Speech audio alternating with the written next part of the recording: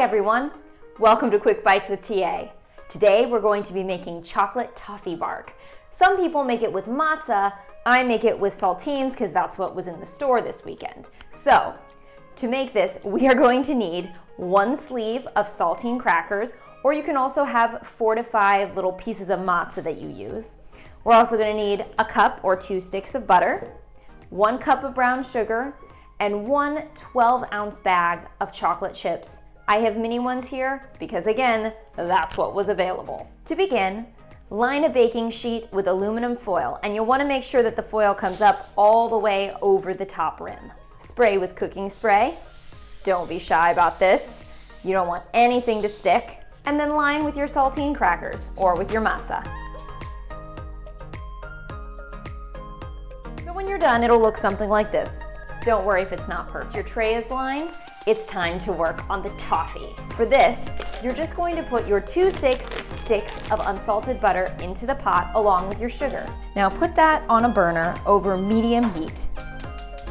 Cook until the sugar is dissolved and the butter is melted. Once the butter is melted, you're gonna bring it to a boil. You're gonna wanna have a parent beside you for this part because we're gonna boil it for 3 minutes or until it starts to get really thick and toffee-like, and you wanna keep stirring while this happens, just like this. This part might look a little weird or a little scary, but what's actually happening with the bubbling is the water from the butter is coming out and evaporating into the air. This is what is gonna give us that really thick, luscious toffee sauce. When it's nice and dark brown like this, you'll know that it's ready to pour onto your saltines. You'll want to be careful because it's very hot and sticky.